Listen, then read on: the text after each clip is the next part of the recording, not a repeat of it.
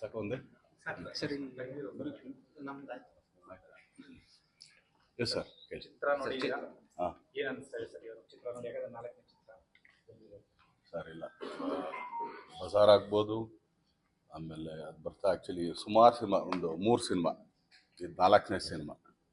But ನಾನು ನೋಡ್ದಂಗೆ ಒಂದು ನಾವೆಲ್ಲರೂ ಆ್ಯಕ್ಚುಲಿ ಇವೆಲ್ಲ ಏನು ಟ್ರೈಲರ್ ನೋಡಿದ್ದೀರಾ, ಆ್ಯಕ್ಚುಲಿ ತುಂಬ ಮಾಸ್ ಇರ್ಬೋದು. ಹಂಗೆ ಮಾಸ್ ಜೊತೆಗೆ ಆ್ಯಕ್ಚುಲಿ ಒಂದು ತಾಯಿ ಸೆಂಟಿಮೆಂಟಿಂದ ಹಿಡಿದು ತಾಯಿ ಎಷ್ಟು ಮುಖ್ಯ, ತಂದೆ ಏನು ಮಾಡ್ತಾನೆ, ಈ ಥರದ ಎಲಿಮೆಂಟ್ಸ್ ತುಂಬ ಚೆನ್ನಾಗಿ. ಆಮೇಲೆ ಡೈರೆಕ್ಟ್ ಇಲ್ಲೇ ಇದ್ದಾರೆ.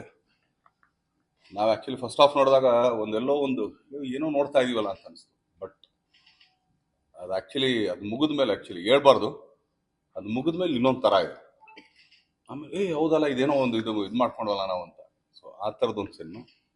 ಆಮೇಲೆ ನನಗೆ ತುಂಬ ಇಷ್ಟ ಆಗಿದೆ ಏನಂದರೆ ಫೈಟ್ಗಳಲ್ಲಿ.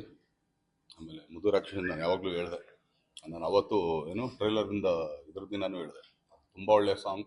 ಆದಮೇಲೆ ಮೆಲೋಡಿಗಳು ತುಂಬ ಚೆನ್ನಾಗಿದೆ. But Dhanveer has grown up actually. 3 ಸಿನಿಮಾಗೆ 4ನೇ ಸಿನಿಮಾಗೆ ಆ್ಯಕ್ಚುಲಿ ಬೇರೆ ಥರ ಧನ್ವೀರ್ ನಾವು ಕಾಣಿಸ್ತೀವಿ.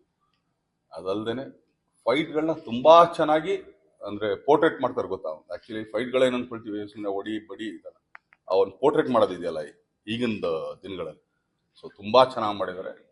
ಯಾಕಂದರೆ ಒಂದು 6'3", ನನಗಿಂತ 1.5 ಇಂಚು ಅಲ್ಲ 1ರಿಂದ 2 ಇಂಚು. ಬಟ್ ಕಾಲು ತುಂಬ ಚೆನ್ನಾಗಿ ಯೂಸ್ ಮಾಡಿದ್ದಾರೆ. ನಾನು ಆ್ಯಕ್ಚುಲಿ ಯಾವಾಗಲೂ ಹೇಳ್ತಾ ಇರ್ತೀನಿ, ಕಾಲು ತುಂಬ ಚೆನ್ನಾಗಿ ಯೂಸ್ ಮಾಡಿದ್ರೆ. ಯಾಕಂದ್ರೆ ಉದ್ದಕ್ಕಿರೋರಿಗೆ ಆ್ಯಕ್ಚುಲಿ ಅಪ್ಪರ್ ಬಾಡಿ ಸ್ವಲ್ಪ ಚಿಕ್ಕದಿರುತ್ತೆ, ಬಟ್ ಲೋವರ್ ಬಾಡಿ ಸ್ವಲ್ಪ ಜಾಸ್ತಿ ಇರುತ್ತೆ. ಬಟ್ ಕಾಲು ತುಂಬ ಚೆನ್ನಾಗಿ ಯೂಸ್ ಮಾಡಿದ್ದಾರೆ. ತುಂಬ ಚೆನ್ನಾಗಿ ನೀಟ್ ಕ್ಲೀನ್ ಮೂವಿ. ಅದಾದಮೇಲೆ ಒಂದು ತುಂಬ ಒಳ್ಳೆ ಮಾರಲ್ ಇದೆ. ಒಂದು ತಾಯಿ ಜೊತೆಗೆ ಇನ್ನೊಂದು ಮತ್ತೊಂದು. ನಾನು ಇಷ್ಟೇ ಕೇಳ್ಕೊಳ್ಳೋದು ಎಲ್ಲ ಕರ್ನಾಟಕ ಜನತೆ ಹತ್ರ, ವಾಮನ ಅಂದರೆ ಏನು, ಅವನು ಭಿಕ್ಷೆ ಬೇಡಕ್ಕೆ ಬಂದಂಥ ಹುಡುಗ.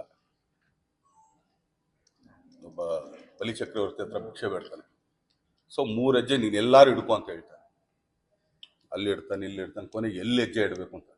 ಬಟ್ ಈ ವಾಮನ ಬರೀ ಚಿತ್ರರಂಗದಲ್ಲಿ, ಕನ್ನಡ ಚಿತ್ರರಂಗದಲ್ಲಿ 1 ಕಾಲು ಕೇಳ್ತಾ ಇದ್ದಾರೆ. ಅದು ಕನ್ನಡ ಜನತೆ ಕೊಡ್ತಾರೆ. ಸೊ ಆ ಹೆಜ್ಜೆ ತುಂಬ ಒಳ್ಳೆ ದೊಡ್ಡ ಹೆಜ್ಜೆ ಆಗುತ್ತೆ ಅಂತ ಹೇಳ್ತೀನಿ. ಸರ್ ಸೊ ಸಿನಿಮಾ ಮುಗಿತು. ಸಿನಿಮಾನಾ? ಸಿನಿಮಾ ಬಗ್ಗೆ ಸೊ ರೀಸೆಂಟ್ ಆಗಿ ರಾಯಲ್ ಸಿನಿಮಾ ನೋಡಿದ್ರಿ, ಈಗ 2ನೇ ತಮ್ಮ ಧನ್ವೀರ್ ಅವ್ರು ಆಕ್ಟ್ ಮಾಡಿದ್ರು ವಾಮನ ಸಿನಿಮಾ ನೋಡಿದ್ರಿ. ಇಬ್ಬರ ಕಾಂಬಿನೇಷನ್ ಸಿನಿಮಾ ಯಾವಾಗ ಬರ್ಬೋದು? ಸರಿ ಇಲ್ಲ, ಅದಕ್ಕೊಂದು ಒಳ್ಳೆ ಡೈರೆಕ್ಟ್ ಬೇಕು.